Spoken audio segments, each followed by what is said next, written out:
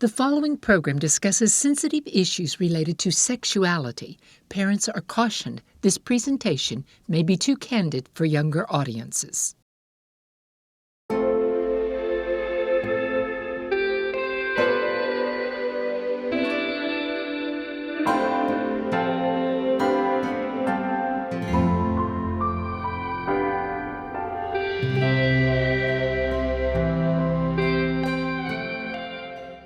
Welcome to Intimate Clarity. I'm Jason Bradley, and I'm here with Jennifer Jill Schwarzer, and she is a licensed professional counselor.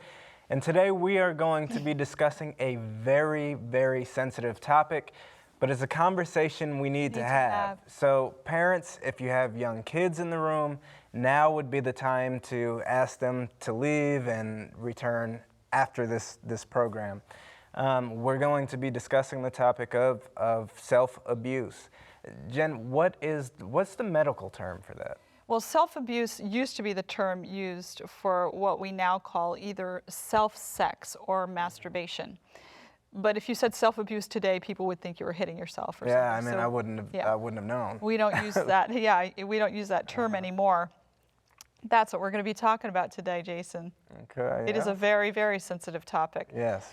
Well, let me get right into God's design for sexuality again, just to reestablish that starting point.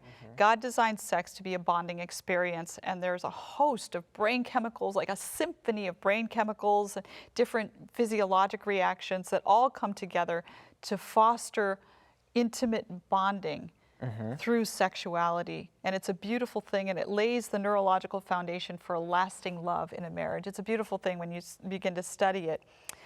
But self-sex brings about, or masturbation brings about, the same chemical responses, or at least some of them, but without the partner. Okay. And so it seems to me that you would end up kind of bonding with yourself. That bonding mechanism in your brain would be inverted to yourself, and it would be really a form of self-love. Okay. But I don't think in a good sense. Like a perverted form of self-love. I think so, because from what I've observed, I've never known a person who engages in masturbation that feels great about it. It seems that even people that might not have an intellectual objection to it, maybe have bought into the thinking, which is so prevalent today that it's normal and natural, still feel a sense of shame about it and aren't comfortable with it. So I don't see it as something that builds what you might call healthy self-respect, or what some people call self-love. I don't, but I don't see it as building any kind of positive regard for oneself. Yeah, it seems more lustful than anything. That's right, it does. And it's amazing when you start digging down into the actual brain chemistry. And this is interesting. There's something called prolactin that is secreted in the body during sex. And if you take the prolactin is responsible for the feeling of satisfaction.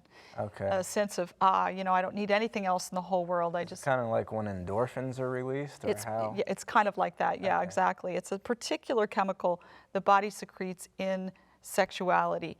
So it gives you that sense of satisfaction. Prolactin secretion is 400% higher in bonded sex than it is in self-sex. So you take that very same sexual experience, you put it in a bonded relationship, and the satisfaction level is going to be 400% higher than it's going to be if you're doing it solo, so to speak.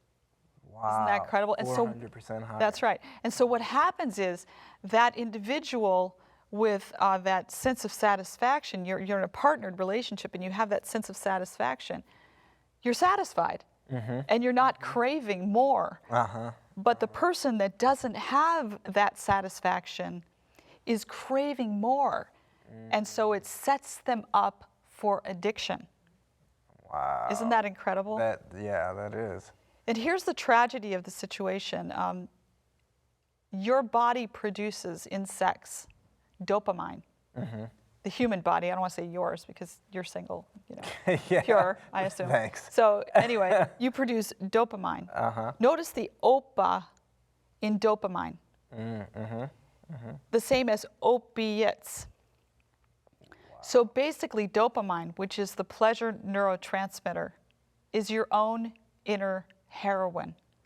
And the reality is that you can get addicted to high levels of the heroin that you produce inside, so to speak. Wow. That's right. And don't you deplete minerals and all that stuff too? Well, what happens is the dopamine receptors, that you start flooding your brain with dopamine, and your brain will start saying, okay, we don't need as many receptors. It'll clean up the receptors. Then you need more of the same to produce the same effect. But here's another beautiful truth, and that is that in the presence of oxytocin, which is the bonding hormone, the pleasure of dopamine lasts for a longer period of time. Wow, okay. So it makes me think of a psalm, I can't remember what it is, but at your right hand are pleasures forevermore. See, like the song says, solid joys and lasting pleasures, none but Zion's children know. When we do things God's way, it's more satisfying. When we do it outside of God's plan, it's less satisfying, and it sets us up for addiction, where we have to go back to the same thing and do it more and more intensely to get the same effect. It always leads to more problems. And pretty soon we have desensitization, which happens with any drug addiction. You need more of the same to get the same charge. And then also a condition called hypofrontality, which is where the frontal lobe of the cerebral cortex, this frontal part of your brain, which houses reason and conscience and creativity and love and all the things that make us made in God's image, and that part of the brain becomes less active. It becomes kind of compromised by addiction of any kind. I mean, you hear about mothers, heroin moms, selling their children into prostitution and doing unconscionable things that no mother would do in her right mind. That's because of the destruction of the forebrain, the frontal lobe of the cerebral cortex. That happens with addiction. It can happen with sexual addiction. Wow, so that person will be over, and reasoning reasoning is out the window. That's right. Much. That's right. Wow. Do you have friends that struggle, with sexual addiction? Have you heard about this? I've heard of friends that have struggled with that before. Yeah. We're gonna devote an entire program to pornography, which tends to, combine with masturbation. It tends to be something that's used along with masturbation. But yeah, people get set up for sexual addiction. But the same experience in a bonded relationship will enable them to enjoy that physical pleasure for a longer period of time. And the more I look at it, as I study this thing, the more I see that God is just so all-wise, and He knows right down to the cell level how to give us everything we really ultimately want. But then He has certain boundaries on it. And like we talked about before, in order to love and be loved, to move from what the book of Titus says is hateful and hating one another, the default mode of humanity, into a condition of loving and being loved, we need two things. We need a source of love, the Holy Spirit, be poured out from heaven into our hearts and giving us a love that we don't have naturally. But we also need a vessel that can carry that love. And in order to have that vessel, we have to have the structure of love built into our lives. And that's what the Ten Commandments is for. The Ten Commandments, people perceive of it as God, tisk, can't do this, can't do that. But actually, the Ten Commandments is a document on how to love and be loved. Yeah, it's a transcription of His character. That's right. Yeah. This is God saying, this will work and this won't. And so don't do it because I love you and I want you to have the highest pleasure and the highest joy in life. And so don't do that. So let's talk a little bit about withdrawal and some of the things that we can do if people have fallen into this habit of masturbation, or what can they do to get out of it. We were talking before about exercise. Very important to get sufficient exercise, particularly young males. Young males need very taxing, demanding forms of exercise to metabolize all of the testosterone that is flooding their bodies. No offense. But hey, it's a good thing. It's life. That's right. And so, you're just at the highest levels of testosterone. Testosterone drives sex drive in both males and females. So particularly young males, but also young females, need lots of demanding exercise to be able to control those urges. I would also really encourage anybody with any electronics to get nets and filters on their electronics.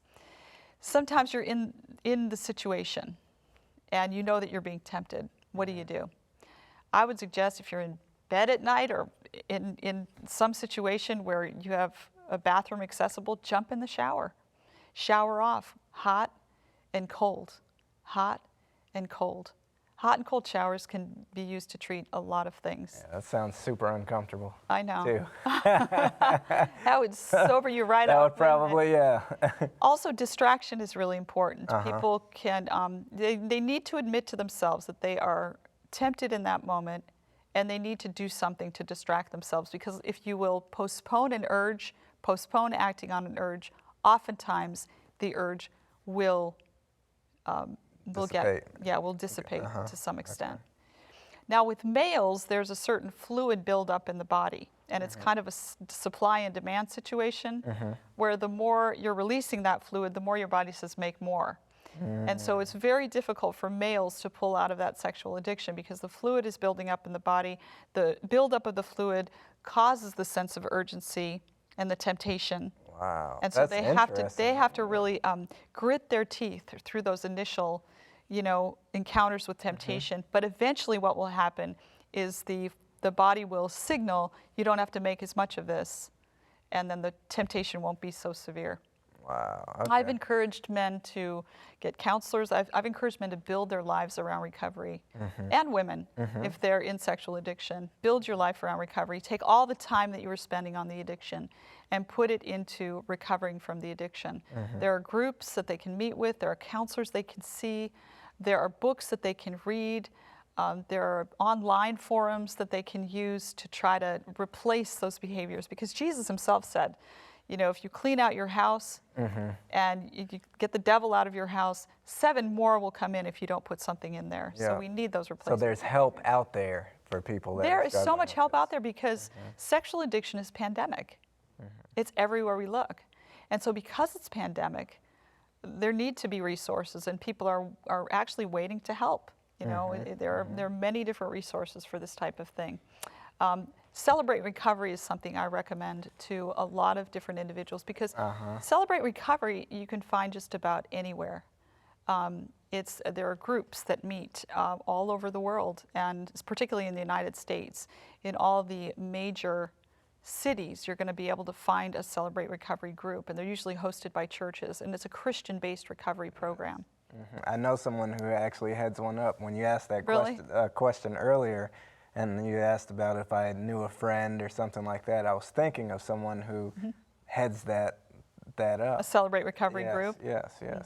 So, yeah, I mean, it's important. If you're struggling with an issue, whether it's substance abuse, self-abuse, or self-sex, or whatever, that you do seek help.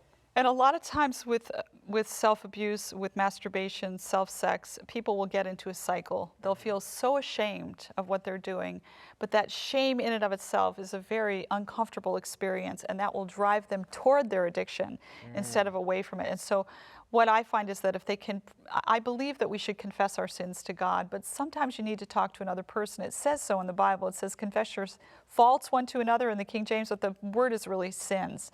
And so there's a place, and we don't want to turn anything into a confessional, but there is a place for breaking the silence and confiding, and I would recommend a professional counselor. You can go to Abide Counseling. It's a group that I manage. AbideCounseling.com? AbideCounseling.com. Okay. To get your, kind of an assessment, and they will be able to help you get to the help that you need. Wow. There's a lot more we could say about it. Yeah, obviously, I know. We need to have a more time. But we're going to have There's not enough We're going to time. have resources on the website that is available. IntimateClarity.tv. That's right. Yes. That's right. Make sure you check out those resources, and if you are struggling with anything, please seek help. Join us next time on Intimate Clarity. God bless.